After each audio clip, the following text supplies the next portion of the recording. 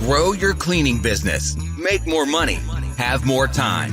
This is the Profit Cleaners Podcast with your hosts, Brandon Condry and Brandon Shane. Hey everybody, welcome back to another episode of the Profit Cleaners Podcast, the only place where you can learn from the top 1% of cleaning business owners from around the world to take it to the next level and win. So thank you guys for being here and joining us today on the show. We got some great feedback from you guys. You guys liked answering the frequently asked questions. So we're going to do another quick live answer your question that you guys wrote into us. So if you guys do have questions, send them to us, hello@profitcleaners.com. We would love to highlight your question on the show. But let's jump into it, Brandon. We got an interesting not hiring question. It's more of a benefits vacation question, right? Yeah, benefits question. Benefits question. So let's jump into it. If you guys have employees, if you don't yet, you will at some point. So this is something you definitely want to know and want something to think about because you're going to be building culture. You want people to stick around. So let's tell people about our paid time off policy and how we do it, Brandon, and what's worked, what hasn't worked, maybe some problems we've had in the past. Sure. Yeah, so this came up because someone wrote in, how many unpaid days off / sick days do you typically give your employees? Running into an issue where some of our crew is taking way too many vacation days. So I need more detail from this person. You know, like, was it unlimited PTO before and you were upset that they're using it? Like, that's what it sounds like to me from the get-go. So to answer the question, from the outset, we offer both. We offer sick time and paid vacation time, and they're separate. So the sick time is state mandated by New Mexico. And so we just follow the state mandate, which, if memory serves, is they get 0.64 sick hours for every 40 hours worked is what I want to say. And so it amounts to, it's like a day off every 2 weeks or something. And there's a cap on it. It caps out at a certain time. And there's a list of allowable uses for it, which includes like your kid's sick or you have to go to a doctor's appointment. And all in all, it was a really good bill, like a good law. I'm happy they did it. It was done in such a way that it takes into account business owners like stance, because there was one before that was crazy that didn't pass, and I was really thankful for that because that one was very punitive on employees if you didn't let them take it. Like, there was a big lawsuit risk. So I'm glad that the sick time came off. Most places in the United States do not require paid sick time, and so businesses will sometimes offer an excess of PTO, and you can use it for sick time as well, or they'll offer a very minimum amount of sick time. So there's no rule across it. It's just, if you're in a place that has mandated it, go with the mandate. So sick time, yes, we've talked about this before, but I would argue that it's better for you to offer sick time because you do not want a sick employee coming in. One sick employee that you forced to come in because you don't have paid time off could turn into a whole sick crew that you now have to cancel a week's worth of cleanings, depending on what thing that they are ill with, which is not going to be good for revenue. So I would say, as a general healthy workplace sort of thing, you do not want people to come in sick. That's usually bad news.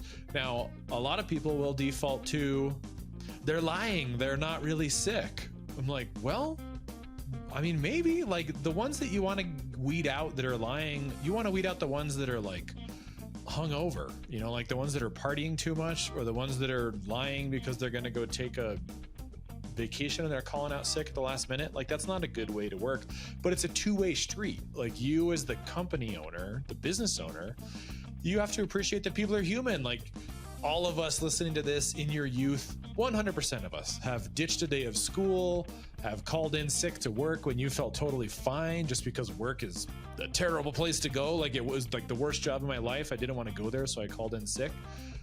Someone out there is doing that. Like, so you got to understand that your employees are human and they're doing that. Yeah, absolutely. And did we start with paid time off? I'm trying to remember in the beginning, Brandon, if we actually started with that or we implemented that further in. We didn't. That's a relatively new change for like the vacation time. So we wanted to the whole time. Like, it's always a good thing. But when we were brand new and strapped for cash, it was just like, I didn't think we would ever get there. But like, you know, obviously we did. But it just seemed so hard to swallow that we have to pay you what little money we have for you not to work. But, you know, like that's the closed mindset, scarcity brain talking to you that like that's not a good idea. But over time, I remember polling the employees one time, like, what should we offer them? Like a paid vacation after you've been here for whatever time. And so that's what we implemented in the end. We did add paid vacation. And so if you've been here for a year, you get a week, and then it goes up to 3 weeks, I think, depending on tenure. And we don't have that many people that have been here long enough to get the 3 weeks, but part of any benefit that you offer is they're gonna use it. So like, you can't put out there paid vacation time and hope that they won't use it because they just like you so much. It's just a nice thing to have. Like, people are going to request time off and you have to grant it. If you tell them you get paid time off but decline every request, that's going to make people so mad. That's when they start calling in sick, when really they just wanted to take a day off to go do whatever. Yeah, exactly. And if you don't have something in place like this, like you're offering this, people are, like you said, Brandon, it's a two-way street. So people are going to take advantage of, like, if you're not allowing them to do it, they're just going to do it on their own, and they're going to take a day off. And sometimes people just need a mental break, a mental day off. That's fine, but make it easy for them. I think in the beginning, if I remember correctly, Brandon, people would submit requests for days off, right? They would, you know, we had like a box or something in the office, and Claudia, our office manager, we did in the beginning, and then she took it over. But we have a calendar, just a Google calendar, right? And it shows in the office everybody who's taking a day off. Yeah, it's on public display. You allow so many people to be off per day. Back in the day, that was 2. We would allow 2 people off. I think it's a lot more now because we have floaters to fill in, but you know, it's a first come, first served basis. And if you have the time, but back then it was just unpaid time. Like, you could have the day off, but you're not getting paid. Now we offer paid time, and I want people to use it. I want you to get your vacation in because that means that you're happy to keep working here. Are you going to get taken advantage of? Probably. I mean, someone's probably going to take their week off and then quit, like, as soon as the week's out. But from a legal standpoint, you got to pay it. Like, that stuff happens. That is part of the cost of doing business, and you just have to make peace with not everyone is going to trust you, you know, to do the right thing. And you can trust them as much as you want, but like, they're not everyone's going to follow through. Not everyone's a decent person. Their motivations are different. That's the issue. Yeah. And I think a lot of it comes back to, this is why you want to build a strong culture in your brand, because if you have strong culture, strong core values, for example, if one of your core values like ours is honesty and integrity, if you're recognizing your teams for that, they want to be recognized for being honest and having integrity. So if they're lying about taking days off or doing something shady like that, that obviously doesn't align with your core values. And hopefully, if you're building your culture correctly, you are going to align with people that do value that core value, and they're not going to do things like that. And you're going to be doing other things in your business that get them excited to stick around. It makes it a fun workplace. It's a great place to be, like, on and on and on. But this is why you build culture, so that people reciprocate back. You know, if you invest in your teams, if you put time and energy into them in different ways, if you take them to lunch once in a while, do something nice for them, you know, pay a cash bonus, whatever you're doing to keep them excited, incentivizing them, and also showing them a way forward, it's very less likely that that's going to happen, because people are excited, they want to be there, they don't want to take advantage. I think that problem probably comes more from having a lack of culture, maybe having a lack of systems and clarity in place for people to grow with your company, and so that would maybe leave them wanting to do some things like that. But like Brandon said, if you trust them, they will trust you, and vice versa. And you got to build that relationship with your teams, build that culture, and I think that's a big part of it right there. Yeah. So the other part of it too, I think, is you need to be very specific about the policy. So like, don't just say everyone gets time off. Like, there needs to be a policy that everyone gets to read and they have to acknowledge, like in their employee handbook or whatever. You know, like, this is what it is. Here you go. You have to request time off this much in advance. There's only this many people off at a time. It's on a first come, first served basis. Here's the, repercussions if you don't follow the policy. You just need to be very specific. Like when we first started hiring people in the office, we had an unlimited PTO policy, and we still do to a degree. But there's only one person that ever tried to take advantage of it. And the way that worked out was they took the same day off every single week. So we were paying salary for someone to have a 4-day a week work week. But all the math we had done was on 5 days, like a normal full-time job. So like if you're going to go that route, then let's just cut your pay by 20% and you can have that every Thursday off or whatever. And so that kind of irked me, but that was a blind side for me, like a blind spot. I wasn't thinking that someone would use the unlimited PTO to take 1 day off every single week and have it be the same day. That in my mind is not, but we should have read that into the policy. The policy should be, it has to be successive days and you can only do this much over a month. Like even though it's unlimited, you can still put restrictions on it. And so that sounds like what this question may have been, is that someone's taking advantage of it by taking too many vacation days. Well, that's because you told them they could take that many. Or you're granting them that they're taking that many. Like that's in the end, like they're just following whatever you told them. And so the nice thing about people is they will find the path of least resistance to get what they want. So if you don't spell it out, this is the policy, this is what we will allow, they'll follow that to the letter, but you have to tell them.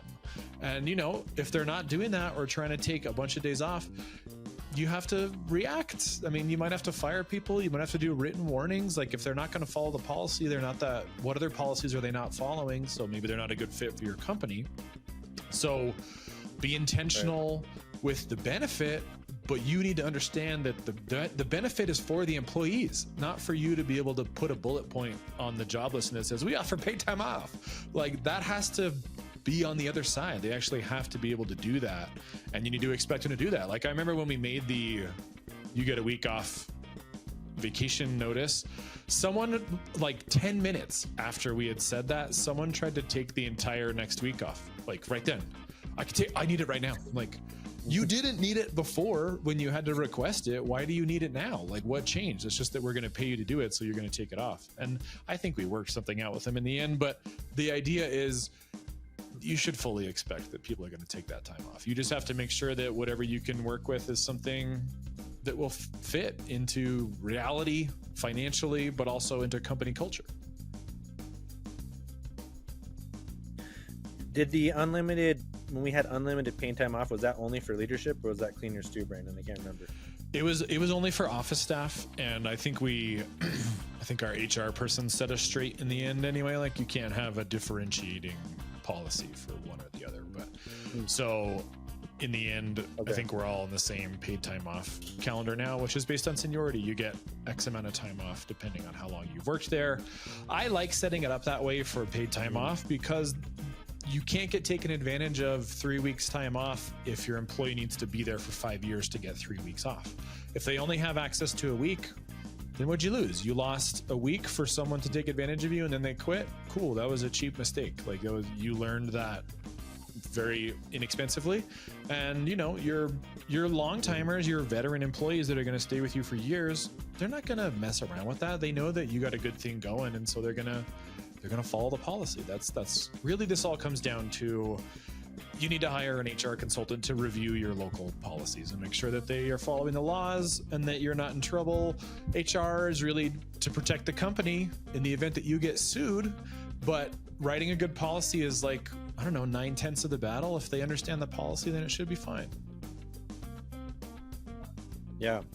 And then let's just talk about like the logistical part of this. Like, let's say somebody does take a week off. You have multiple people doing this. How do we offset the schedule? Is it through floaters? Is it through hiring more people? Like, what are we doing when that happens? Yeah, so we do it through floaters. So you need to if you're taking a day off, we need more than a week's notice. If you're taking more than 1 day off in a row, we need more than 30 days notice. You're supposed to tell us a month in advance if you're going to take 2 days off.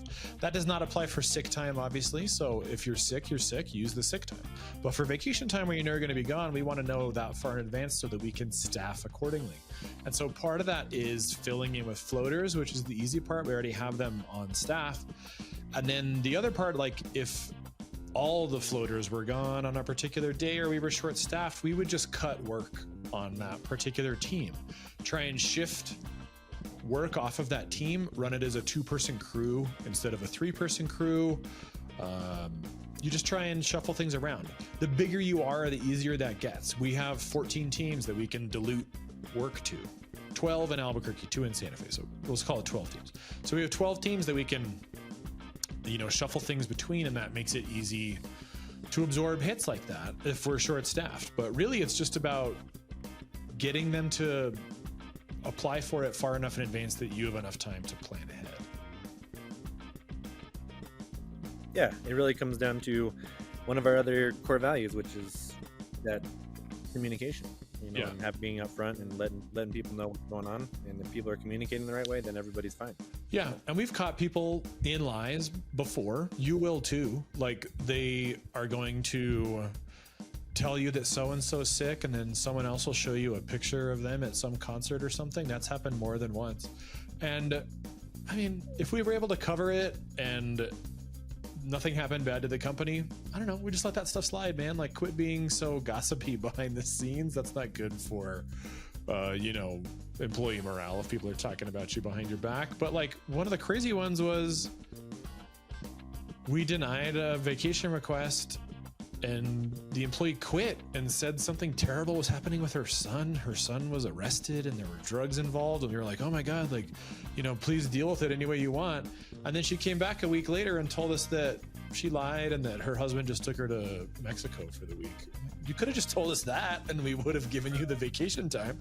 You didn't have to quit. And like, we rehired her because she's a good employee, like as maybe not mentally, but as far as the cleaning part of it, like she does do well at that. It was just I think she was worried about how we were going to react to her taking time off.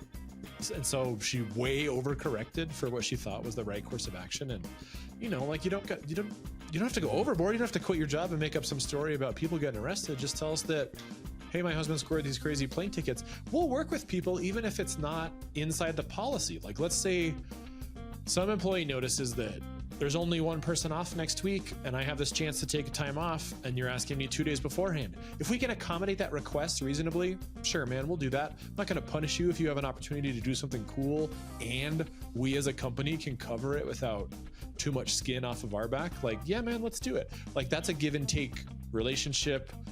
We're paying you guys to not work, and that's part of the American dream, man. You work for a company, you get some paid time off. It shouldn't be just work until you die. Like this is part of the sustainable part of Sandia Green Clean is we want the employees to also claim their weekend, not just the customers.